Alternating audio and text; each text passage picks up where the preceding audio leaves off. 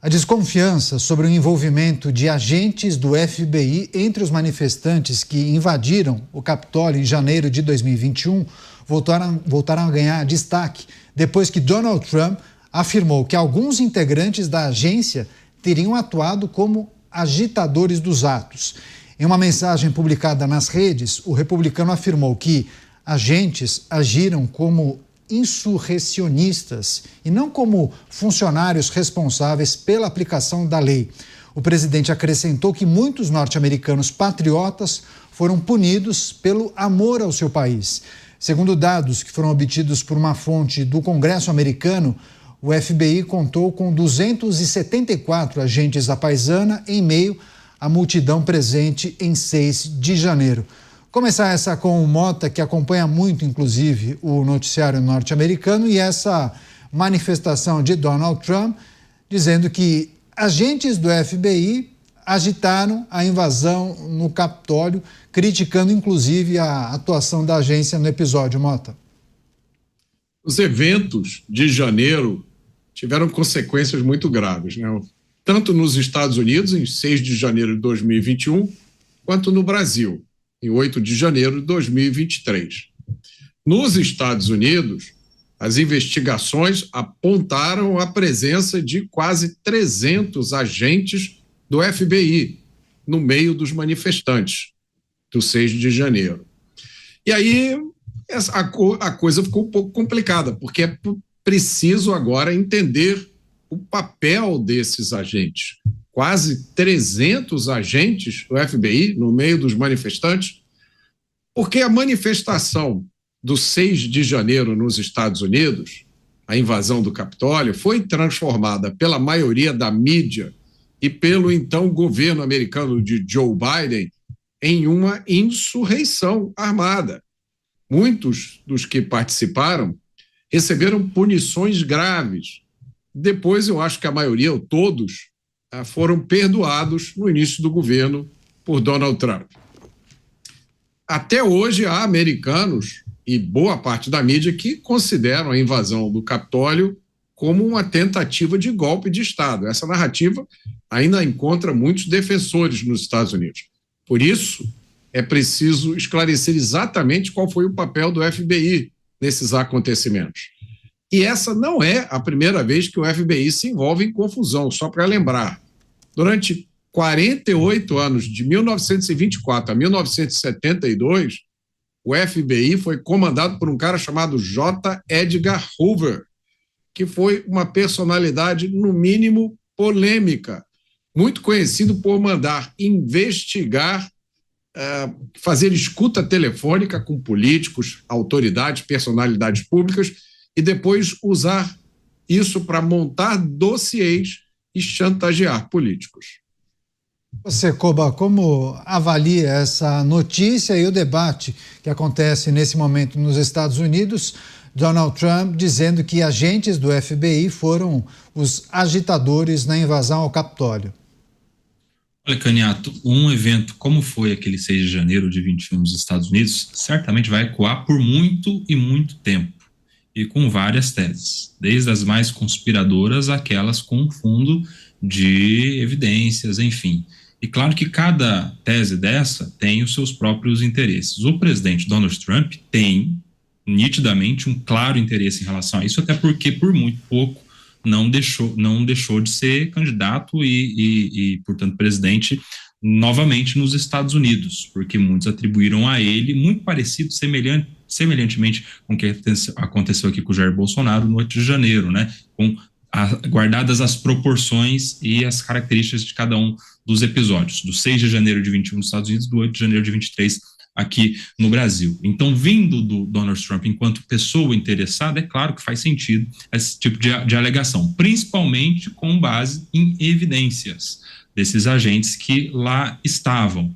Então, é preciso, nesse momento, simplesmente acreditar nas instituições para que elas apurem a participação dessas pessoas como agitadores. Não sei ao certo o que diz a lei americana, sei que aqui no Brasil, agitar pode ser entendido como instigar, e instigar na doutrina do direito penal aqui no Brasil faz com que a pessoa seja coparticipante do fato criminoso, né? Então, lá certamente isso também terá os seus reflexos jurídicos. É algo para se acompanhar muito de perto, porque esse é um fato dos mais marcantes dos últimos anos nos Estados Unidos. Pois é, Donald Trump questionando a lisura dos agentes do FBI, e a postagem na rede social, na Truth Social, foi a seguinte, abrindo aspas então para Donald Trump: agentes do FBI estiveram no protesto de 6 de janeiro, provavelmente agindo como agitadores e insurrecionistas, mas certamente não como funcionários responsáveis pela aplicação da lei.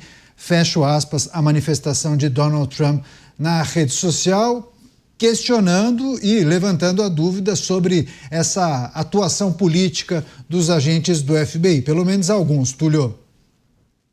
Pois é, Caniato, é impressionante o paralelo do que aconteceu nos Estados Unidos e do que aconteceu no Brasil, né?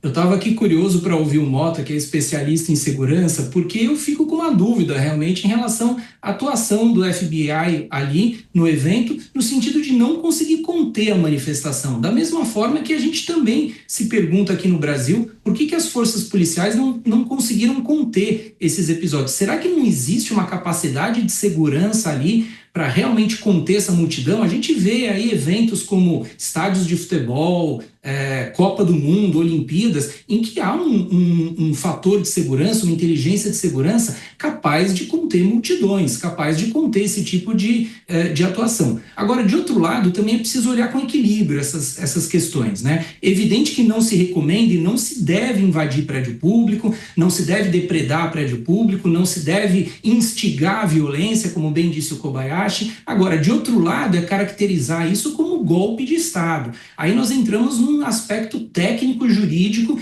que aí o buraco é muito mais embaixo. Aqui no Brasil há uma grande divisão entre os juristas, em que parte deles, provavelmente até com sentimento ideológico de um lado, entende que houve golpe, que o golpe é claro, inequívoco e etc. E de outro lado, a outra metade entende que é claro e inequívoco que não houve golpe. Por essas e por outras, é que essa polarização realmente não está fazendo bem nem para os Estados Unidos e nem para o Brasil. Pois é, já que o Túlio levantou a bola para o Mota, vou até passar para o Mota fechar esse questionamento que o Túlio faz em relação aos agentes que são especializados na segurança, mas que naquele dia em especial a segurança não funcionou, né, Mota? Há inúmeras questões que ainda precisam ser elucidadas sobre o 8 de janeiro. Essa questão específica, ela tem várias formas de ser analisadas. Controle de multidão não é exatamente uma ciência nova para quem trabalha com segurança pública, né? Tem diversas medidas que podem ser tomadas que facilitam você evitar um problema como o que aconteceu no dia 8 de janeiro. Dito isso, é preciso lembrar que o Brasil, naquela época, como agora também, teve uma grande confusão institucional. Então, há inúmeras explicações para a falha que aconteceu, aparentemente aconteceu, deixa eu colocar dessa forma, em proteger o que seriam prédios públicos. Agora, vale a gente lembrar que isso já aconteceu outras vezes na história, né? Inclusive foi lembrado muito bem no voto do ministro Fux, no julgamento, no primeiro dos julgamentos do suposta tentativa de golpe de Estado, onde ele lembrou manifestações que aconteceram em Brasília que terminaram em depredação de prédios públicos, inclusive de incêndios de ministérios. Então, a situação, em determinado momento, ela pode sair do controle, isso acontece, isso é muito difícil de se fazer alguma coisa a respeito. Agora, eu acho que tem uma coisa sobre a qual não deve restar nenhuma dúvida, é que o 8 de janeiro aqui no Brasil provavelmente vai ser registrado, talvez já até esteja registrado no Guinness Book of Records, né? Aquele livro que registra todos os recordes, porque é o único golpe de história do qual já se ouviu falar, é o único golpe de Estado registrado pela história que foi feito sem absolutamente nenhuma arma e sem nenhum soldado envolvido. Isso aí é digno de registro. Você, Koba, quer trazer também um complemento sobre essa reflexão feita pelo Túlio em relação a performance dos agentes de segurança em eventos desse tipo e o paralelo que se faz a um certo viés, uma certa, possivelmente, um prejuízo àquele que determinado grupo que participa da administração pública não concorda. Então, digamos que eles entram faltando um certo estímulo, né? Deixam algumas coisas passarem, sendo que se fosse outro ali, talvez a performance fosse muito perfeita, né? Intensa, performance nota 10. Você, Koba? Olha, Caniato, aqui no Brasil, em relação ao 8 de janeiro, o ministro Anderson Torres, então secretário da Segurança Pública do Distrito Federal, foi condenado. Foi condenado por uma certa negligência, né?